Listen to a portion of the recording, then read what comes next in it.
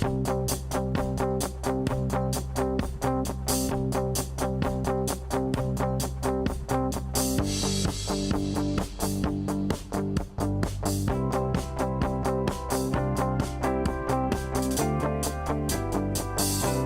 Scott Belsky, who's the guy that started Behance, has been a great mentor for me over the past 5 years. And when I worked at Behance, it was really fun because he was also in the middle of writing a book. So I'll Google that book as well. And that book was called Making Ideas Happen. So when I first met Scott Belsky, I really liked talking to him. I just thought he was one of the coolest. I just thought he was amazing because he was so passionate about trying to figure out how to get creative people to make their ideas happen. And over the year and a half that I worked at Skillshare, we interviewed creative individuals, teams, and companies and tried to just understand how they made their ideas happen, which ended up turning into this book. So it was mostly 99% Scott's work, and I was mostly helping him do any research that he needed. And he always would have the running joke that basically the running joke at Behance was that if I ever focused on anything, it would probably be awesome. And the biggest problem that I had was that I got really excited. And when I worked at Behance, Scott coined a phrase that he wrote a whole article on called the idea-to-idea syndrome. So the idea-to-idea syndrome is what 99.99% of creative individuals and professionals and entrepreneurs and just I think anyone suffers from. Is that coming up with great ideas is like a drug. It's very intoxicating.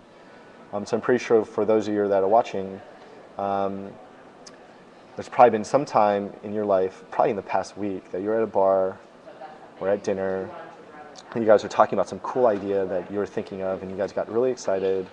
As soon as you got home, you were so inspired to start working on it, and you started working on it, and maybe the first thing you were working on is, what am I going to call this new shoe company that I want to start? And you start thinking about the shoe company, and oh, this is really hard, and then you give up. And then you look at the next shiny idea, which is, oh my gosh, I want to start a restaurant. And then you get drunk with your friends, you talk about that over and over again. And then when you start executing, it gets really hard. So you go to the next idea. So that's the idea-to-idea syndrome. So when I left Behance, I was really focused on not doing that, essentially. I really wanted to focus on one thing, and I was really focused on getting a feather in my hat. So Zach Klein, who's the guy that started Vimeo, recruited me to go work at Hot Potato, lead the product team.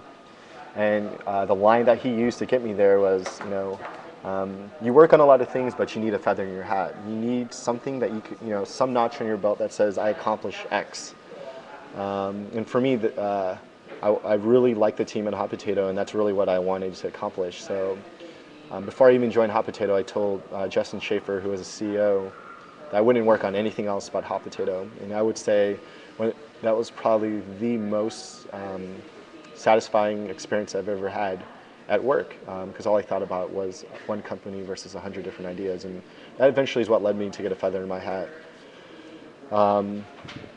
So the second part of that question is, after you get the feather in the hat, when did you know you're ready to launch Skillshare?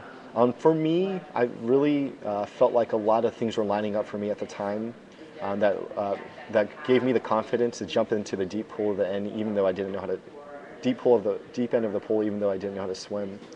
So for me, it was one, Hot Potato got acquired by Facebook, so that gave me a little bit of financial freedom where I could take a risk. Two, me and Malcolm at this point have probably been talking about Skillshare for about a little over a year. So it was to the point where a lot of the details were fleshed out, and we were really excited by it. And three, I was wrapping up a lot of my side projects at the time, so I had a lot of freedom. One thing I did before I decided to launch Skillshare, I took a month off, and I went to Costa Rica, and I just basically went to the jungle and just basically took a lot of books, did a lot of yoga, and really thought about where I wanted to be personally in 5 years. Where would I find fulfillment, and where would I be passionate about? All roads led to Skillshare. I made a personal commitment that this was what I was going to work on for the next 5, 10, 15 years. And I came back, and that's when I knew I was ready to launch Skillshare.